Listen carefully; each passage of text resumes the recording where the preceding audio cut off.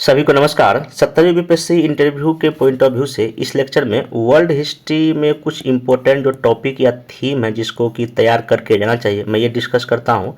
Next जब मैं एक और लेक्चर लूँगा, इसमें कुछ क्वेश्चन उसका क्या आंसर हो सकता है वर्ल्ड हिस्ट्री में, ये भी मैं डिस्कस करूँगा। देखिए, अगर आप बीपीएससी का सिलेबस हिस्ट्री का देखिएगा ऑप्शनल पेपर का, तो उसमें वर्ल्ड हिस्ट्री भी मेंशन है। हालांकि अब जो एग्ज़ाम का जो नेचर एमसीक्यू हो गया और क्वालिफाई नेचर का हो गया, तो ऐसा है कि कई लोग वर्ल्ड हिस्ट्री सेक्शन को छोड़ देते हैं, क्योंकि क्वालिफाई नेचर का है और पीटी में ऑलरेडी एंशिएंट मेडिवल मॉडर्न पढ़े होते हैं, तो वर्ल्ड हिस्ट्री उतना फोकस नहीं कर पाते हैं। तो मैं इस लेक्चर में कुछ वो आपको थीम बता देता हूँ जहाँ आप कर सकते हैं। और आपको जो करना भी है, तो क्लास 9th और 10th का जो न्यू एनसीईआरटी है वहाँ पे हिस्ट्री का बहुत सारा टॉपिक कवर किया गया है। नहीं तो अगर आपके पास ओल्ड एनसीईआरटी अगर हिस्ट्री का बुक है, आप उसको वहाँ से भी कर सकते हैं। चलिए देखिए, इसमें क्या क्या टॉपिक आपको मेनली करना चाहिए।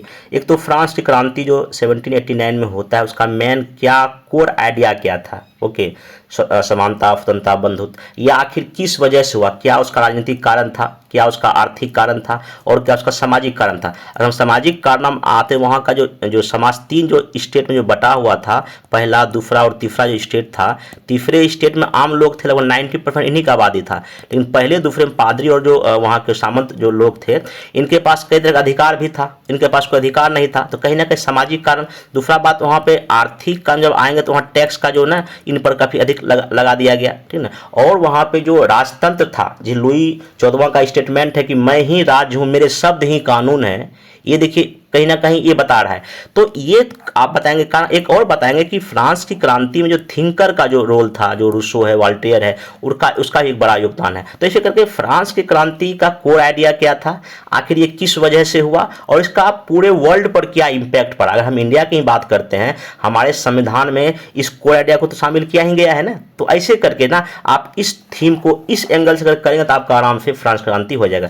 अमेरिकी क्रांति हम बात जब करते हैं, तो भाई अमेरिकी क्रांति जो 1776 में हो रहा है, उपनिवेश के खिलाफ दुनिया का पहला बड़ा एक क्रांति हो रहा है। और वहां पे सबसे बड़ा नारा ये था कि no taxation without representation. Okay, और क्रांति के बाद संविधान लिखा गया और लोकतंत्र की स्थापना हुई। तो आधुनिक लोकतंत्र का विस्तार आपको यहीं से अमेरिकी क्रांति के बाद से देखने को मिलता है। ऐसे करके आप वर्ल्ड पर क्या प्रभाव पड़ा, ये कनेक्ट करके बता सकते हैं। अब रूस की क्रांति से जो समाजवाद का कॉन्सेप्ट निकल के सामने आया, ठीक है ना। बाद में आप देखें यूएसएसआर भी बनता है, तो ये यहाँ पे। और प्लान्ड इकोनॉमी, जब हम आज़ाद हुए, भारत जब आज़ाद हुआ, तो हमने जो मिश्रित इकोनॉमी अडॉप्ट किया। तो कहीं ना कहीं रूस की क्रांति से भी हमने कुछ सीखा। तो रशियन रिवॉल्यूशन का इंडिया पर क्या इम्पैक्ट पड़ा और वर्ल्ड पर क्या इम्पैक्ट पड़ा, और वहाँ पर लेनिन का क्या रोल था। ऐसे करके आपसे क्वेश्चन जो है पूछा जा सकता है। औद्योगिक क्रांति में देखिए, ये क्लास 9th में या 10th के एनसीईआरटी जो न्यू है उसमें काफ़ी अच्छे से दिया गया।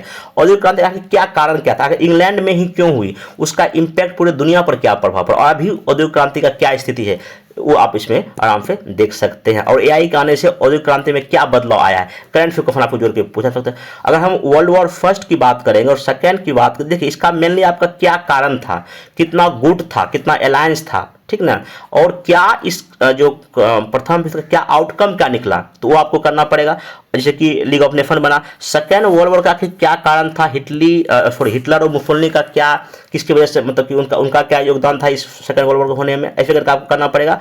और हमारे देश पर ये फर्स्ट वर्ल्ड वॉर का क्या प्रभाव पड़ा देख लीजिएगा, और सेकेंड वर्ल्ड वॉर का हमारे देश पर क्या प्रभाव, इंटरलिंक करके आपको पढ़ना पड़ेगा, ठीक ना। तो ये देख लीजिएगा। और कोल्ड वॉर जो जब सेकेंड वर्ल्ड वॉर जब खत्म हुआ, जो कोल्ड वॉर जो चला अमेरिका और रूस के बीच में वैचारिक मतभेद था, वो आखिर क्या था, इसको आपको देखना पड़ेगा। और जब कोल्ड वॉर चला था, इंडिया चूंकि जो गुटनिरपेक्ष आंदोलन का मतलब कि लीड कर रहा था, तो आखिर ये क्या था, यहाँ से पूछ सकता है। और दूसरा जो नाजीवाद और फांसीवाद जो जर्मनी और इटली का जो था, वो भी आपसे जोड़ के मोटा मोटी यहाँ से पूछा जा सकता है। और जो भी एशिया अफ्रीका के देश जब आज़ाद हुए 1940 के बाद, वहाँ से भी आपसे मोटा मोटी क्वेश्चन पूछा जा सकता है। हाँ, लीग ऑफ नेशंस और यूनाइटेड नेशन, ये दोनों क्या था, ये कब बना, इसका क्या ऑब्जेक्टिव था, ये कब बना, इसका क्या ऑब्जेक्टिव था, ये आखिर क्यों असफल हो गया, और यूएनओ अभी तक क्या, उसका क्या अचीवमेंट है, ऐसे करके जोड़ के आपसे जो पूछा जा सकता है, ठीक है। अब जैसे कि कुछ क्वेश्चन जैसे कि फ्रांस क्रांति से मैं लेता हूँ, जैसे कि यहाँ पे मान लीजिए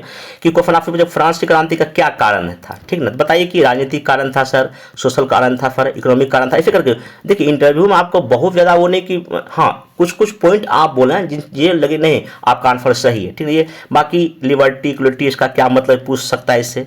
एक और क्वेश्चन बहुत फेमस है इसमें कि फ्रांस की क्रांति और भारतीय संविधान में आपका कमेंट क्या संबंध है, तो यहाँ देखिए आंसर लिखा आपको पढ़ सकते हैं, ठीक ना। बाकी अगर हमारी अमेरिकी क्रांति की अगर बात करेंगे तो हाँ, इसी का क्वेश्चन ये पूछा कि अभी जो फ्रेंच रेवोल्यूशन का आज के दौर में क्या रिलीवेंस है। भाई ऑब्वियस सी बात है, अभी पूरी दुनिया में कई जगह असमानता दिखाई पड़ती है उसके खिलाफ, ठीक ना। ह्यूमन राइट्स के बाद डेमोक्रेटिक गवर्नेंस की बात हो जाए तो ऐसे करके आप इसको अभी वर्तमान से लिंक कर सकते हैं। अब अमेरिकी क्रांति क्या था या इसका मेन कारण क्या था, इतना आप कर लेंगे। जैसे कि पॉलिटिकल कारण में no representation in the British parliament था। बाकी आर्थिक कारण भाई बहुत भारी टैक्स इन लोग पर लगा, स्टाम्प टैक्स था एक, और कहीं ना कहीं जो वैचारिक भी जो चीज़ें वहाँ पे काम कर रहा था, ऐसे करके बता सकते हैं। बाकी इसमें और भी जैसे कि क्वेश्चन आपसे ये पूछ सकते हैं कि अमेरिका की क्रांति फ्रांस क्रांति में क्या अंतर था। देखिए एक जो अमेरिका का क्रांति था वो कहीं ना कहीं उपनिवेश के खिलाफ था और ये सफल क्रांति था वहाँ का फ्रांस का, ऐसे करके आप बता सकते हैं, ठीक है। चलिए अब इसमें नेक्स्ट चलते हैं कुछ और क्वेश्चन, जैसे कि हाँ अब रूस की क्रांति। अब रूस की क्रांति का मेनली आखिर ये क्या था 1917 में जो रूस की क्रांति हुआ, जार का शासन खत्म हुआ, और इसमें राजनीतिक आर्थिक सामाजिक बौद्धिक तत्कालिक क्या क्या कारण था, आप ऐसे करके पॉइंट वाइज इनको बता सकते हैं। और नोट्स को पढ़ लीजिएगा, मैं टेलीग्राम पे शेयर कर दूंगा, इसमें बहुत कुछ दिया ही गया, ठीक ना।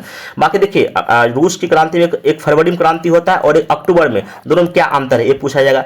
वेल्सोविक और मेंशोविक में कुछ अंतर आपसे पूछेंगे तो इसको देख लीजिएगा, क्योंकि सब बेसिक क्वेश्चन कुछ बनता है। हाँ, रूस की क्रांति का पूरी दुनिया पर क्या प्रभाव पड़ा, समाजवाद का प्रसार हुआ, ठीक ना, पूंजीवाद को चुनौती दिया गया और कोल्ड वार की नींव कहीं ना कहीं रखा गया, ऐसे करके आप इसको बता सकते हैं। चलिए और जो रूस की क्रांति का प्रमुख उपलब्धि भी, जैसे भूमि का राष्ट्रीयकरण किया गया, शिक्षा स्वास्थ्य का विस्तार हुआ, महिलाओं को सम्मान दिया गया और प्लान इकोनॉमी स्टार्ट हुआ, तो एक कहीं ना कहीं रूस क्रांति की बड़ा हमको अचीवमेंट दिखाई पड़ता है, ठीक है। इसे दिखा ले। अब नेक्स्ट कुछ और चलते हैं हम लोग इसमें। हाँ, जैसे प्रथम विश्व आखिर क्यों हुआ, ठीक ना, इसके पीछे क्या आखिर कारण था, सैन्यवाद था, गुटबंदी था, राष्ट्रवाद, ऐसे करके, और इसका क्या परिणाम हुआ, जर्मनी का पराजय हुआ, ट्रीटी ऑफ वर्साइल हुआ, कठोर संधि हुआ, लीग ऑफ नेशंस का स्थापना हुआ, ऐसे करके, और कहीं ना कहीं सेकेंड वर्ल्ड वॉर का ये पृष्ठभूमि तैयार कर दिया, क्योंकि जिससे जर्मनी पर जो थोपा गया, ठीक ना, उस वजह से कहीं ना कहीं सेकेंड वर्ल्ड वॉर का भी वहीं से उपज भी होता है। लीग ऑफ नेशन क्यों असफल हुआ देख लीजिएगा। हाँ वही में बात, प्रथम विश्व का इंडिया पर क्या प्रभाव पड़ा, इसको अच्छे से आप देख लीजिएगा, ठीक ना। और सेकेंड वर्ल्ड वॉर का फिर क्या कारण था, वही जर्मनी पर जिस तरह से आरोप मढ़ा गया था उसके खिलाफ, ठीक ना। बाकी नाजीवाद और फासिवाद का उदय, आर्थिक मंदी, लीग ऑफ विफलता और पोलैंड पर जर्मनी का आक्रमण, ये सब सेकेंड वर्ल्ड वॉर का मेनली आपका कारण था। बाकी हिटलर और नाजीवाद को कैसे आप देखते हैं, इसमें काफी अच्छे से दिया गया, इसको आप एक बार प्लीज पढ़ लीजिएगा, ठीक ना। बाकी हाँ, क्वेश्चन पूछा गया फर्स्ट वर्ल्ड वॉर और सेकंड में क्या डिफरेंस है, तो यहाँ देखिए डिफरेंस यहाँ पे पॉइंट वाइज दिया गया, इसको देख लीजिएगा, ठीक है। चलिए नेक्स्ट क्वेश्चन एक दो टॉपिक और हम देखें। हाँ, औद्योगिक क्रांति आखिर क्या था, आखिर ब्रिटेन में इसकी क्यों शुरुआत हुई, ये बहुत ही बेसिक क्वेश्चन है, ठीक है। आप इसमें कारण दिया गया, इसको देख लीजिएगा, ठीक। चलिए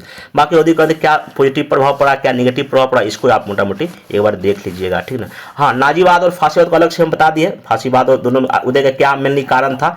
जब फर्स्ट वर्ल्ड वॉर पढ़ेंगे सेकंड तो इसमें आप मोटा मोटी इस चीज को देख लेंगे, ठीक है। बाकी फासीवाद का मेन विशेषता क्या था, वन नेता वन पार्टी का बात था, लोकतंत्र विपक्ष का दमन किया गया, ऐसे करके आप बता सकते हैं। चलिए नाजीवाद में आर नस्ल की फैसला की बात वो करता था, तनाशा शासन था, ऐसे करके, और आतंक और प्रचार प्रोपेगेंडा वो बहुत मतलब हिटलर अपने समय में किया, ठीक ना। बाकी यहाँ नाजीवाद फांसीवाद और आपका नाजीवाद में अंतर यहाँ मोटा मोटी देख लीजिएगा क्या है, ठीक। चलिए नेक्स्ट हम चलते हैं कुछ और। हाँ, एक क्वेश्चन आपसे ये महात्मा गांधी और लेनिन को लेकर, इसमें मैं बता दिया कि गांधी जी को विश्व नेता क्यों कहा जाता है, ठीक ना, या गांधी जी के संघर्ष की क्या मेन विशेषता थे, और लेनिन का, तो दोनों को एक बार जोड़ के ना, लेनिन कौन था, उनका क्या इंपॉर्टेंस था, उसके क्रांति का क्या मतलब कि रणनीति क्या था, और गांधी जी का क्या रणनीति, दोनों में कभी कभी क्वेश्चन पूछा है। तो गांधी और लेनिन में संघर्ष पद्धति आप अंतर बताइए, ठीक ना। यहाँ देखिए गांधी जी अहिंसक थे और ये सशस्त्र क्रांति की बात करते थे, नैतिक शक्ति गांधी की बात करते थे, राजनीतिक शक्ति की बात करते थे, जनसम्मति की बात करते थे, ये पार्टी पर नियंत्रण रखने की बात करते थे, और ये लोकतंत्र के समर्थक और ये एकदलीय शासन के समर्थक, ये गांधी जी और लेनिन में आपका